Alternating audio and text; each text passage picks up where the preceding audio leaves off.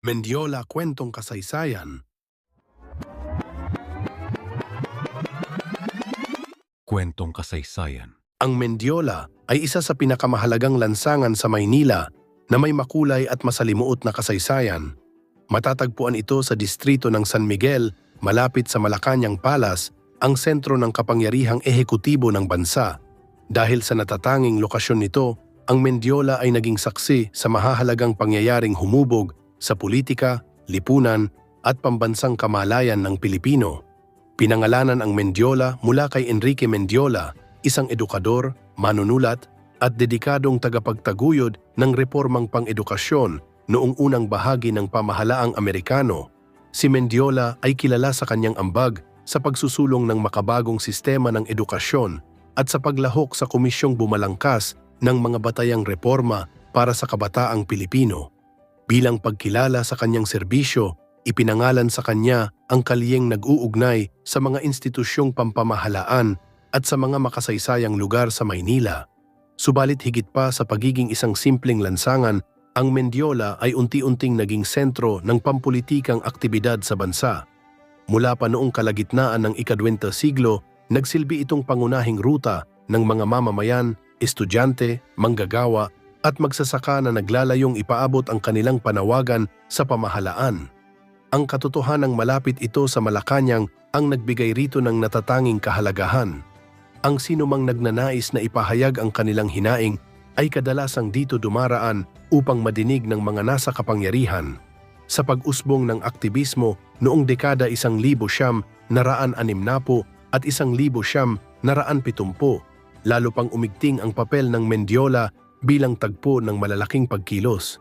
Dito nagtipon ang mga estudyante at organisasyon sa panahon ng First Quarter Storm na nagmungkahi ng malawakang reforma at nagbigay diin sa lumalalang suliraning panlipunan.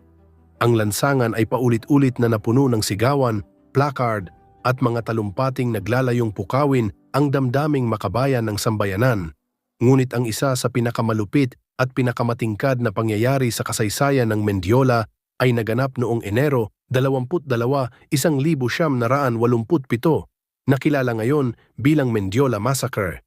Libu-libong magsasaka mula sa iba't ibang probinsya ang nagmartsa patungong Malacañang upang humiling ng tunay at makabuluhang reforma sa lupa. Subalit sa kanilang paglapit sa Mendiola, nagkaroon ng marahas na sagupaan sa pagitan ng mga nagpoprotesta at mga puwersang pansiguridad. Sa gitna ng tensyon at kaguluhan, nagpaulan ng bala ang mga awtoridad na nagresulta sa pagkamatay ng 13 magsasaka at pagkakasugat ng marami pang iba. Ang insidenteng ito ay nag-iwan ng malalim na sugat sa kasaysayan ng bansa at nagpasibol ng matinding panawagan para sa katarungan at pagbabago sa sistemang agraryo. Mula noon, ang Mendiola ay hindi lamang nakilala bilang lugar ng pagtatalo at pagtutol, kundi bilang makasaysayang simbolo ng demokrasya.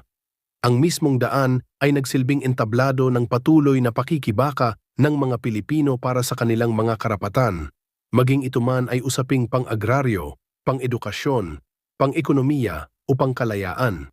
Sa paglipas ng mga taon, nananatili itong lugar na binabalikan ng mga mamamayan tuwing kailangan nilang iparinig ang kanilang tinig sa pamahalaan. Hanggang sa kasalukuyan, ang Mendiola ay patuloy na nagiging pagtatagpuan ng iba't ibang grupo at sektor. Bagaman may mga ipinapatupad na restriksyon sa seguridad, hindi nito napipigil ang kahalagahan at simbolikong kabuluhan ng lugar.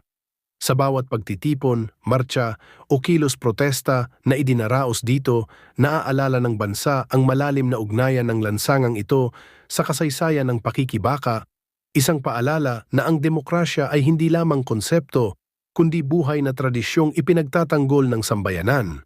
Sa kabuuan, ang Mendiola ay hindi lamang isang pisikal na espasyo sa Maynila. Ito ay bantayog ng katapangan, sakripisyo at patuloy na paghahangad ng katarungan ng mga Pilipino. Ang bawat yapak na tumuntong dito, mula sa mga lider estudyante hanggang sa mga magsasakang may pasan ng pag-asa, ay nagdagdag ng bagong pahina sa mahabang kasaysayan ng bansa. Sa pagdaan ng panahon, ang Mendiola ay mananatiling paalala na ang boses ng mamamayan ay may puwersang kayang umabot sa pinakasentro ng kapangyarihan.